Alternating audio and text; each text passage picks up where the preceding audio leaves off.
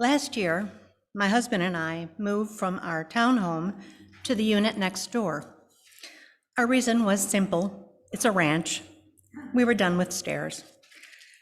There's much to love about our new place. It's an end unit with lots of windows and sun, has an open floor plan and an amazing garden. And there was one other thing, a seemingly minor detail that I'm certain was a nudge from the universe, literally. The number in our new address is the same number adhered to the wall above my office desk, 42. When I graduated from college, I believed that my path to enlightenment had just begun. I would continue to read the great books, which I would discuss with my thoughtful friends, maybe in Paris, over wine. But I quickly learned two hard truths. English majors were not a rare commodity. And the world was not my oyster. It was, in fact, a bit of a jerk. So my gravitation toward escapist fiction was easy, given my love of science fiction and fantasy. And when I read Douglas Adams' Hitchhiker's Guide to the Galaxy, the first book in his 5-book trilogy, I was smitten. I am still smitten. I love his unfettered imagination, his deeply British humor, as well as his ability to craft an exquisite sentence. The series is about the misadventures and unlikely friendship of Arthur Dent, an amiable, if hapless Englishman, and Ford Prefect, who hails from a planet near Betelgeuse and is a travel writer for the intergalactic travelogue with the helpful title Hitchhiker's Guide to the Galaxy. In the first book, Arthur learns of an alien race that created a supercomputer named Deep Thought.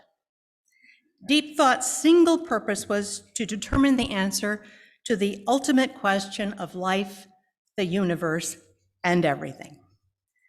After 7.5 million years, Deep Thought finally produces an answer, which is simply 42. Perplexed, it does not even begin to describe the alien's reaction. But then Deep Thought explains, I think the problem, such as it was too broadly based. You never actually stated what the question was. In fact, forming the question is perhaps more difficult than finding the answer. Well, after some discussion, the computer agrees to help them find the question that goes with the answer of 42. Deep Thought constructs an organic computer to discover this ultimate question. This new organic computer is Earth, our Earth.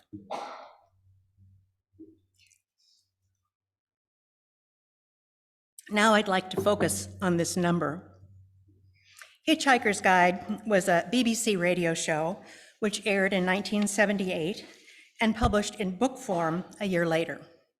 Since then, deciphering the significance of 42 has become an obsession for a portion of Adams's fans known as the cult of 42. Hundreds, if not thousands, of theories are out there, including one my husband came up with on his very own. Douglas Adams was a Jackie Robinson fan. Remarking on one theory suggested by a group of mathematicians, Adams said, I may be a sorry case, but I don't write jokes in base 13. I'd always considered the author's own explanation to be quite reasonable. It was a joke, he said. It had to be a number, an ordinary number, a smallish number, and I chose that one. Sat at my desk, stared into the garden, and thought, 42 will do. I typed it out, end of story. But now, with this numerical coincidence, my very own sign from the universe, I started to wonder if there were new 42 theories. After some research, I came across an interesting supposition made plausible by the fact that before writing fiction, Douglas Adams had been a computer programmer. In a computer code used at the time, 2-digit numbers are used to represent special characters in English.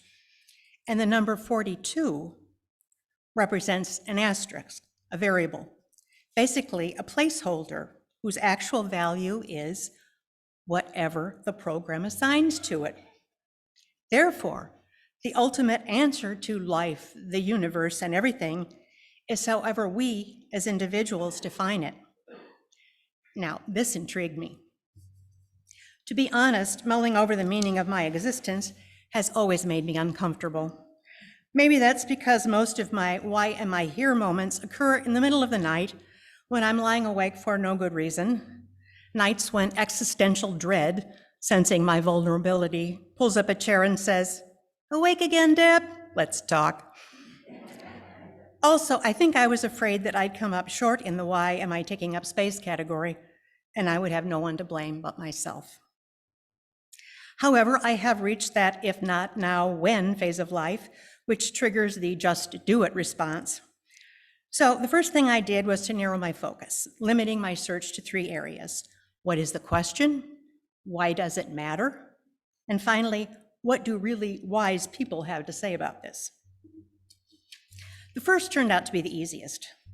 I wasn't going to wait for Deep Thought's computer to come up with the question. Millions of years may be only a drop in the cosmic bucket, but I just don't have that kind of time. At this point, I also reminded myself that Hitchhiker's Guide is fiction.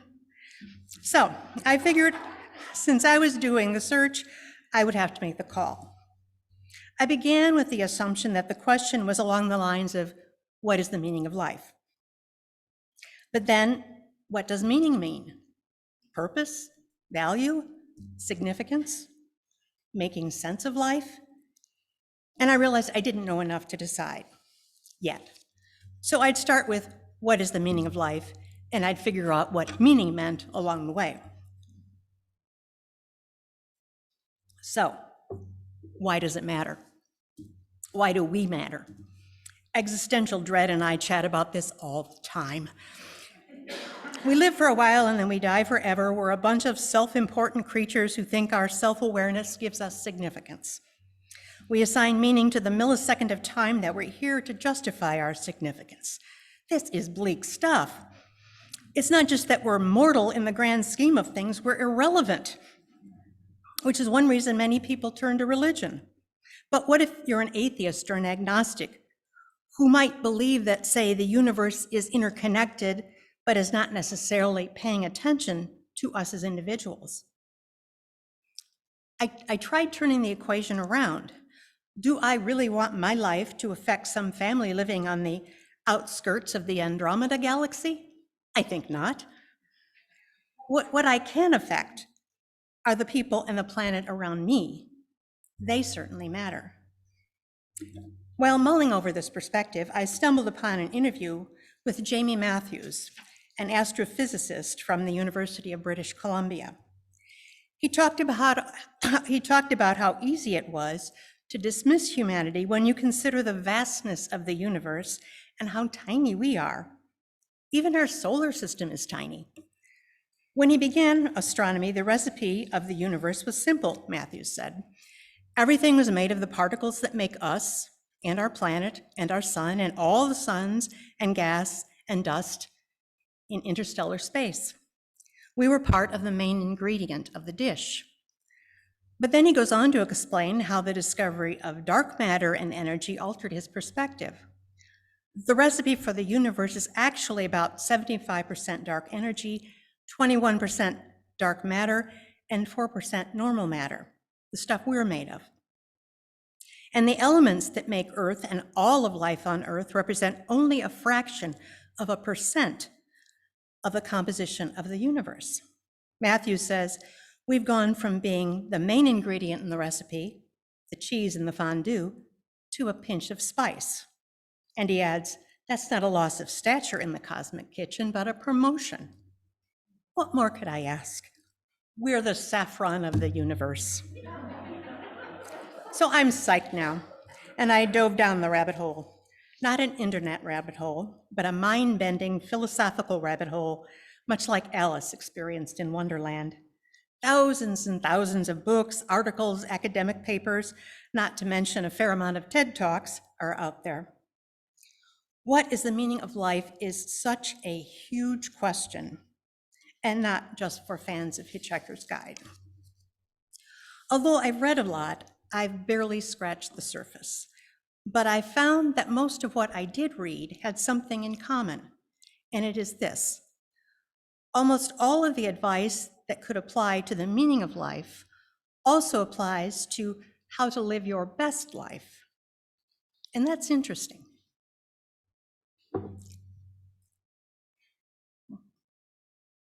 So how does one live a meaningful life? I've always believed that the meaning of life is probably different for everyone, and it probably changes. It's whatever you assign it at a given time, like 42 in the computer code. I doubt I'll ever finish this search, at least I hope not, but there are a few ideas that stood out for me and added to my own interpretation of the question and what 42 meant. Recently, I reread Viktor Frankl's Man's Search for Meaning. There is so much wisdom in this book. The first part chronicles the more than 3 years he spent in concentration camps, including Auschwitz.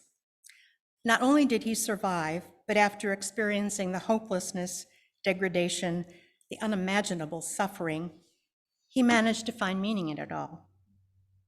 This book was originally published in German as Nevertheless, Say Yes to Life.